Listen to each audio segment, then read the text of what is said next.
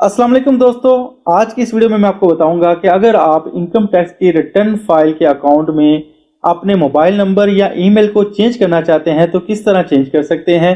तो सबसे पहले हम अपने गूगल क्रोम को ओपन करेंगे और यहां पर सर्च बार में टाइप करेंगे FBR।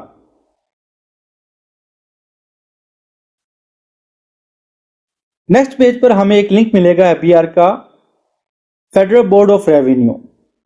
इस लिंक पे क्लिक करेंगे। नेक्स्ट हमें इंटरफेस इस तरह का नजर आएगा।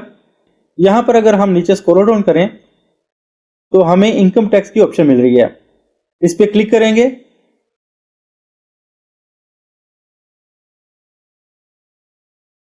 नेक्स्ट पेज पे हमें एरिस का इंटरफेस मिल जाएगा। यहां पर हम एरिस को सबसे पहले लॉगिन करेंगे। लॉगिन करने के लिए यहां पर हम अपना आईडी कार्ड नंबर जो है वो एंटर करेंगे और पासवर्ड देंगे। तो यहां पर हमने अपना एरिस का अकाउंट लॉगिन कर लिया है। डैशबोर्ड आपके सामने है। तो यहां पर मैं अपने मोबाइल नंबर और ईमेल एड्रेस को चेंज करूंगा। तो यहां पर नाम के साथ आपको एक ऑप्शन मिल रही है, इस पर क्लिक करेंगे तो यहां पर हमें प्रोफाइल की ऑप्शन मिल जाएगी। प्रोफाइल में जाएंगे। नेक्स्ट पेज पे हमारी जितनी भी पर्सनल इंफॉर्मेशन होगी वो हमारे सामने ओपन हो जाएगी। तो यहां पर हम अपने ईमेल एड्रेस को सबसे पहले चेंज करेंगे। तो ये ईमेल एड्रेस है, तो मैं इसको चेंज करूंगा। चेंज करने के लिए यहां पर अगर आपको एक पेंसिल का साइन नजर आ रहा है, इस पे क्लिक करेंगे तो यहां पर मैं ईमेल को चेंज करूंगा। आप अपना न्यू ईमेल जो भी आप चेंज करना चाहते हैं वो यहां पर एंटर करें। उसके बाद कंफर्म ईमेल में दोबारा हम रिपीट करेंगे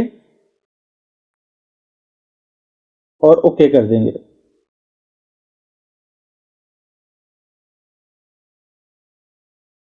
तो यहां पर हमारा सक्सेसफुली ईमेल एड्रेस जो है वो चेंज हो चुका है। अब मैं अपने मोबाइल नंबर को भी चेंज करूंगा। मोबाइल नंबर आप देखें तो यहां पर सेल नंबर की ऑप्शन मिल रही है। सेम यहां पर अगेन हम पेंसिल के ऑप्शन पे क्लिक करेंगे।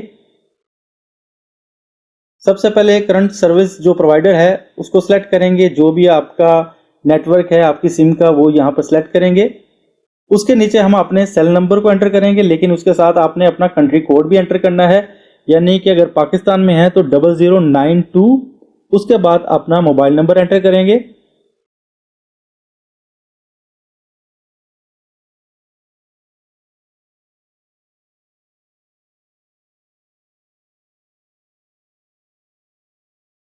तो यहां पर मेरा मोबाइल नंबर और ईमेल एड्रेस जो है वो चेंज हो चुका है, लेकिन अब हम इसको वेरीफाई भी करेंगे। वेरीफाई करने के बाद ये हमारा डाटा में या डैशबोर्ड के अंदर परमानेंट सेव हो जाएगा।